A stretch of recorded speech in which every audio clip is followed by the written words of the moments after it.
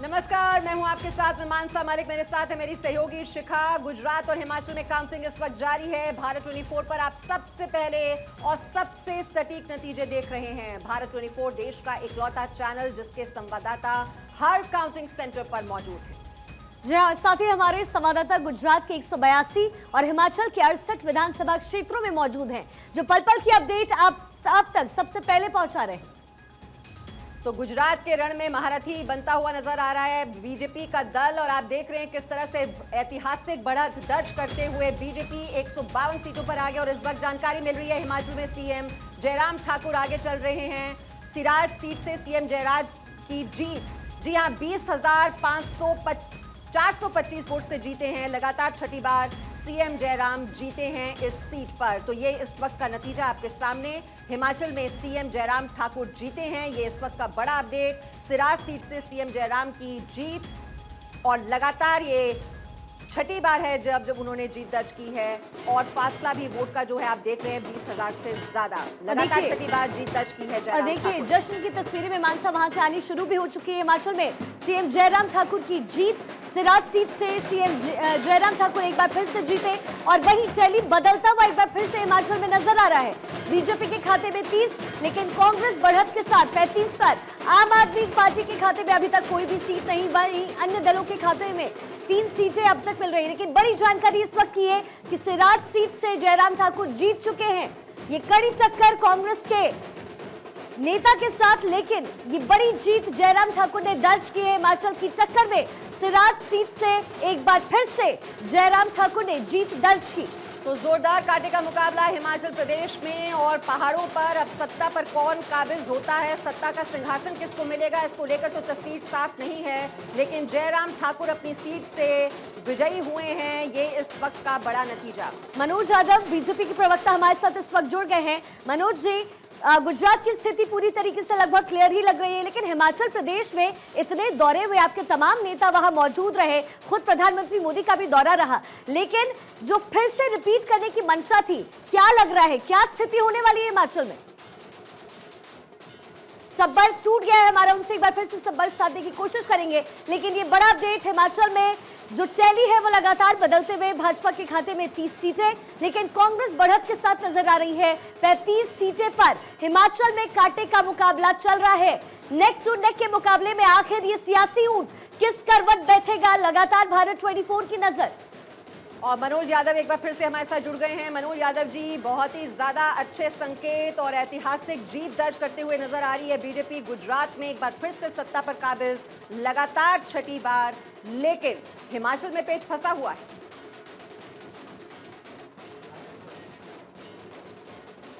देखिए, भारतीय जनता पार्टी गुजरात में भी प्रचंड बहुमत के साथ सरकार बनाने वाली है, और वहां पर सारे रिकॉर्डों को तोड़ते हुए हम लोग वहां पर सरकार बनाएंगे। और निश्चित रूप से हिमाचल में भी हमारी सरकार पूर्ण बहुमत की सरकार बन रही है, क्योंकि माननीय नरेंद्र मोदी जी का नेतृत्व में है, उनकी लोकप्रियता है, और जनता जनार्दन एक ऐसी पार्टी पर विश्वास कर रही है जो विकास की राजनीति करती है, ना परिवारवाद की राजनीति करती है, ना भ्रष्टाचार की राजनीति करती है, और ना तुष्टीकरण की राजनीति करती है। जी, जो जानकारी मिल रही है मनोज जी, वहां पर तो कई मंत्री बताए जा रहे हैं जहां पर कांटे का मुकाबला चल रहा है। अब वो भी विजयी हो पाएंगे या नहीं, इसको लेकर भी तस्वीर साफ नहीं हो पाई अभी तक। नहीं, निश्चित रूप से अभी शुरुआती रुझान है, और आप देखिएगा हिमाचल के अंदर हमारी सरकार बनने वाली है, और उसके बहुत सारे कारण हैं।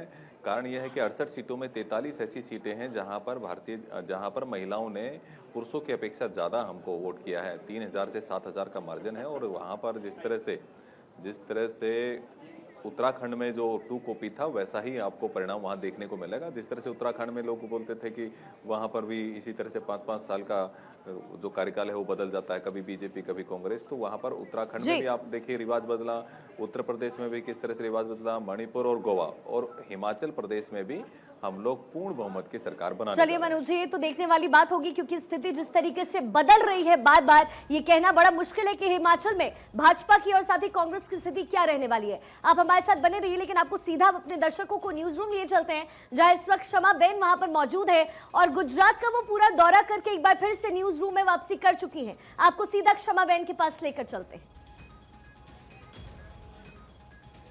हेलो नमस्ते केम छो दर्शकों, मैं हूँ आपके साथ आपकी क्षमा बेन और पूरे गुजरात का दौरा करते हुए क्षमा बेन आज आ गई है भारत 24 के न्यूज़ रूम में, जहाँ से हम आपको दिखाएंगे हर न्यूज़ की अपडेट, क्या चल रहा है गुजरात में, किसकी बन रही है सरकार और कैसे बीजेपी, कांग्रेस और आम आदमी पार्टी में हो रही है कड़ी टक्कर, जिसके बारे में बताएंगे। लेकिन गुजरात में क्षमा बेन देखिए अकेले तो नहीं थी, क्षमा बेन के साथ थे मोटा भाई। तो भाई न्यूज़ रूम में मोटा भाई का है, उन्हें भी देख लेते हैं। और ये है हमारे साथ मोटा भाई। केम छो मोटा भाई? એકદમ મજામાં। તો હેલો નમસ્કાર અને હું છું તમારું મોટો ભાઈ और બહુ બહુ સ્વાગત છે भाई। आज आखिरकार गुजरात की गलियों से निकलकर भारत 24 के स्टूडियो में क्षमा बेन और मोटा भाई आ चुके हैं। और क्योंकि गुजरात में एक बार फिर से बीजेपी की सरकार बन रही है, ऐसे में क्षमा बेन और मोटा भाई आपको बताएंगे कि आखिरकार गुजरात में इस बार माहौल कैसा रहा। तो क्षमा बेन क्या लगता है, 7वीं बार तो गुजरात की गद्दी पर बीजेपी सवार होने जा रही है, लेकिन आंकड़ों में फेरबदल हो रहा है? बिल्कुल आंकड़ों में फेरबदल हो रहा है और साथ के साथ अच्छी बात ये मोटा भाई कि इस बार बीजेपी जो है वो इतिहास रचने वाली है।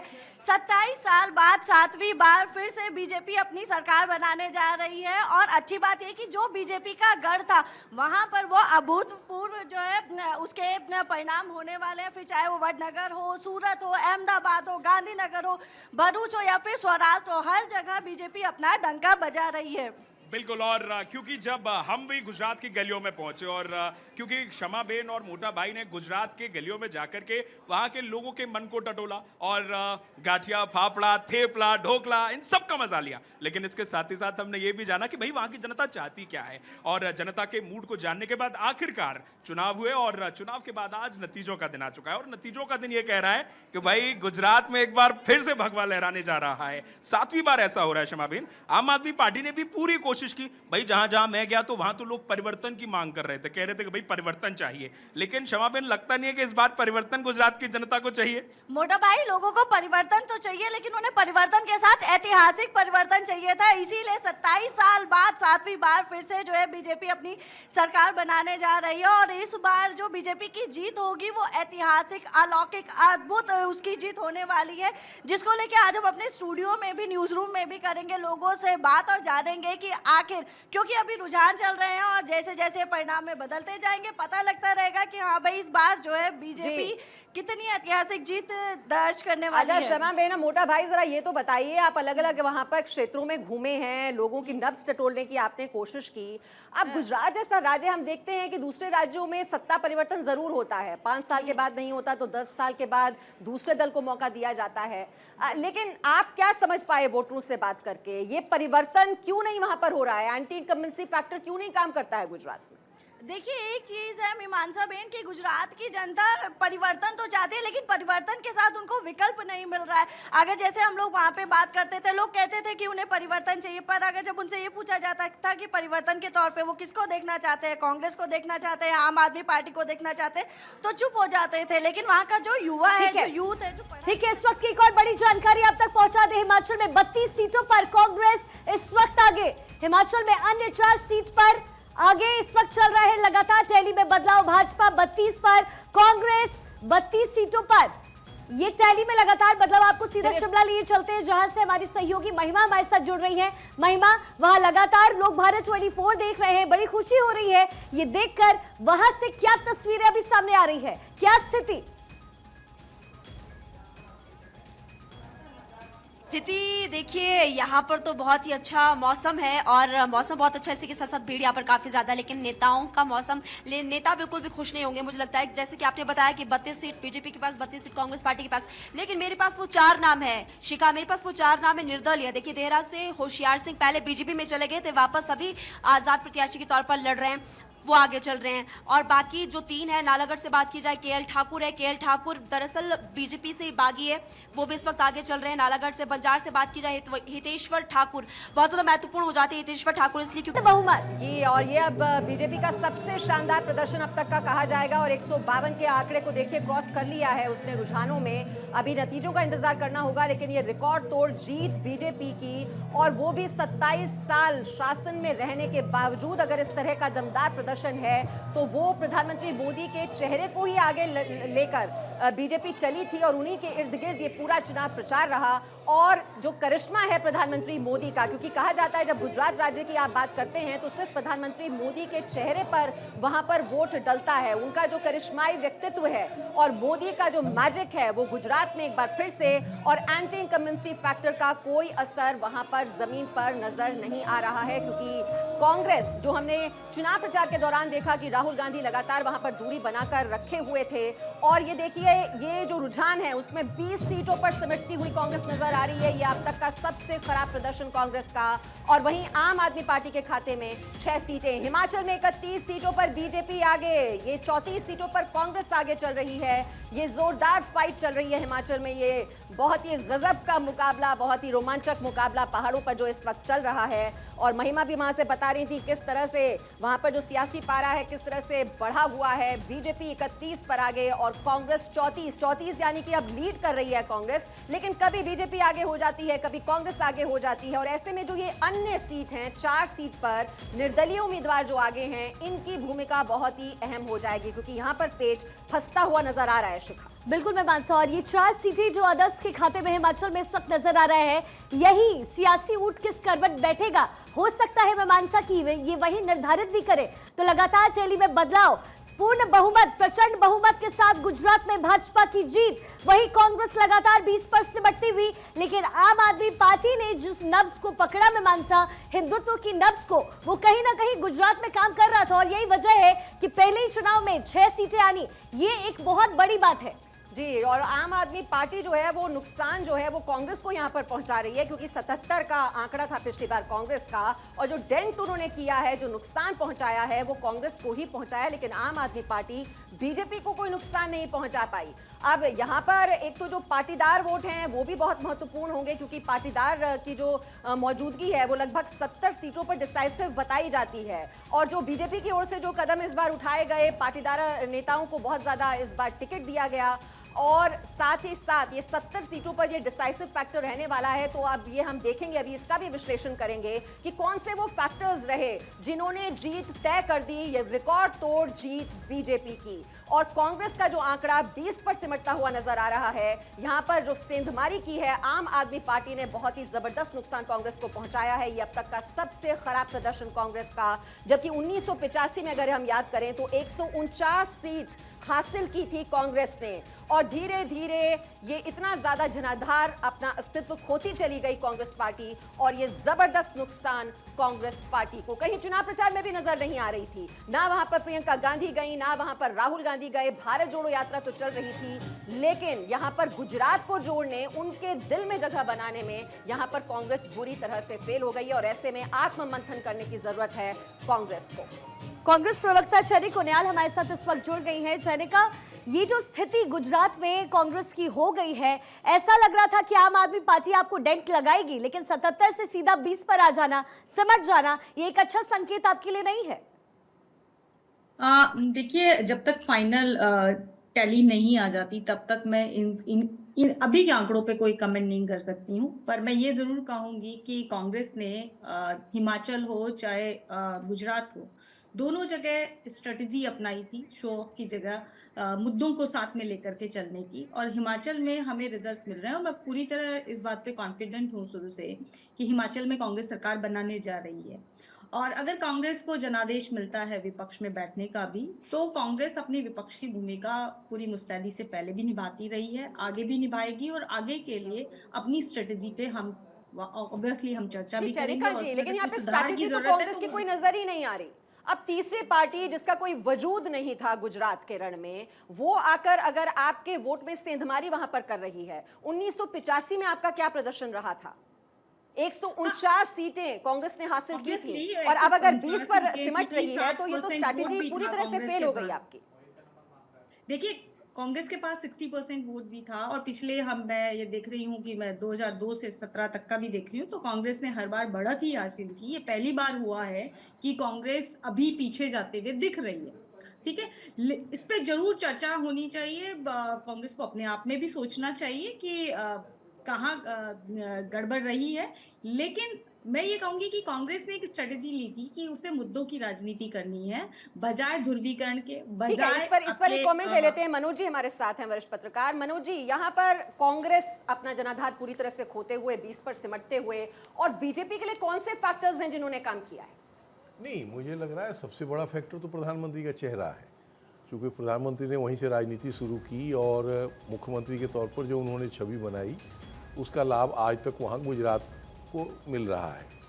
मुझे ये लग रहा है कि ये प्रधानमंत्री ने इस चुनाव को भी उसी तरह से लिया। वैसे जब से वो प्रधानमंत्री बने हैं, जहाँ भी चुनाव होता है भाजपा पूरी ताकत से और पूरी ताकत झोंक के चुनाव लड़ती है और प्रधानमंत्री चुनाव में पूरी तरह से इन्वॉल्व होते रहते हैं। यहाँ भी उन्होंने किया है। मुझे लग रहा है ये सकारात्मक वोट है। और दूसरा जो आप कह रही हैं, खुद कांग्रेस की विफलता है। कांग्रेस ने चुनाव प्रचार किया ही नहीं, कोई बड़े नेता वहाँ गए ही नहीं जी। और उन्होंने एक स्पेस दिया, जिसको स्पेस जो अननोन पार्टी थी उसने भरने की कोशिश की। वैसे उसे अभी शुरुआत 13% वोट मिले हैं। मुझे नहीं लग रहा है कोई बहुत ज़्यादा वो वोट बढ़ा पाएगी, लेकिन 13% वोट भी एक अनजान राज्य में लाना अपने आप में उपलब्धि है। और जो पार्टी, जैसा आप कह रही हैं कि 149 सीटें ले आई थी, वो अगर 20-21 पर सिमट जाए तो ये दुर्भाग्यपूर्ण है। और मुझे लग रहा है कांग्रेस को विचार करना चाहिए। हिमाचल में भी मुझे लग रहा है कि वहाँ अगर आम आदमी पार्टी या कोई तीसरी पार्टी वहाँ मजबूती से चुनाव लड़ती तो नतीजे कुछ और होते। और अभी भी जो ये अन्य हैं, ये असली फैक्टर वहाँ बन सकते हैं, मुझे लग रहा है सरकार बनने में। ठीक है। मनोज यादव हमारे साथ जुड़े हुए हैं, बीजेपी प्रवक्ता हैं आप। मनोज जी, जो स्थिति हिमाचल में अभी आपकी बनती हुई नजर आ रही है, जो रुझानों से समझ आ रहा है, कांग्रेस बढ़त बनाते हुए है, यानी एंटी इनकम्बेंसी फैक्टर प्रधानमंत्री मोदी के जाने के बावजूद भी वहां पर लोगों के लिए काम कर रहा है। क्या आकलन है आपका? मानना है कि जिस तरह से एक परंपरा रही है पहाड़ के क्षेत्रों में, बराबर बोला जाता है कि 5 साल बीजेपी की सरकार बनती है, 5 साल कांग्रेस की सरकार बनती है, लेकिन वहाँ पर ऐसा कुछ होने वाला नहीं है। वहाँ पर देखिएगा, इस तरह की परंपरा नहीं बदलने वाली है, क्योंकि हम लोग उत्तराखंड का जो ट्रू कॉपी था उसी तरह का एक यहाँ पर रिजल्ट आने वाला है और वहाँ पर पूर्ण बहुमत की हम लोग सरकार बनाने वाले हैं। मनोज जी, ये अदर्स की जरूरत आपको पड़ सकती है, जहाँ तक गुजरात, तो संपर्क साधना क्या शुरू कर दिया गया है?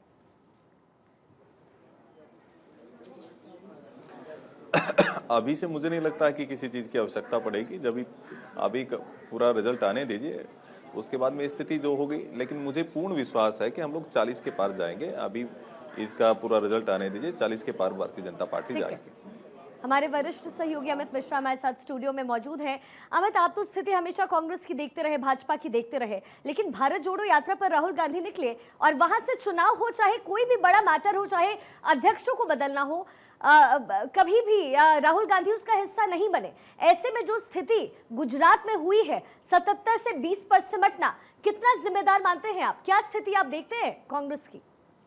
पूरी तौर पर कांग्रेस की जो पूरी रणनीति या पूरी जो पार्टी की रणनीतिकार हैं वो इसके लिए जिम्मेदार हैं। मैं और मीमांसा इसके पहले भी बात कर रहे थे। मोरबी की एक ऐसी घटना थी जहां से कांग्रेस एक आत्मीयता के तौर पर भी उसको टर्निंग पॉइंट बना सकती थी, लेकिन कांग्रेस के जो प्रवक्ता अभी कह रहे थे कि हमारी रणनीति बहुत निचले स्तर की थी, वो कौन सी रणनीति थी? क्या कांग्रेस बेरोजगारी पर, महंगाई पर घेर पाई गुजरात में भारतीय जनता पार्टी की सरकार को? बिल्कुल नहीं। कांग्रेस आपसी फूट में रह गई। कांग्रेस टिकटों के बंटवारे में जो आपसी नेता थे वो उलझे रह गए। कोई बड़ा नेतृत्व नहीं था कांग्रेस के पास। और खुद मैंने गुजरात के दौरे के दौरान देखा कि राहुल गांधी की सिर्फ 2 रैलियां हुई। आप भारत जोड़ो यात्रा कर रहे हैं और जहां विधानसभा के चुनाव हैं वहां वो आप उसको तवज्जो दे नहीं रहे हैं। तो अल्टीमेटली प्रजातंत्र में जब तक आपके पास वोट नहीं है तब तक आपकी राजनीतिक दल के तौर पर कोई हैसियत नहीं होती। और इस चीज को कांग्रेस को समझना चाहिए। कांग्रेस एक व्यापक आंदोलन के तौर पर भारत जोड़ो यात्रा चला रही है। राहुल गांधी लगातार चले जा रहे हैं, अपनी प्रायोरिटी बता रहे हैं। और मैं बताऊं आपको शिखा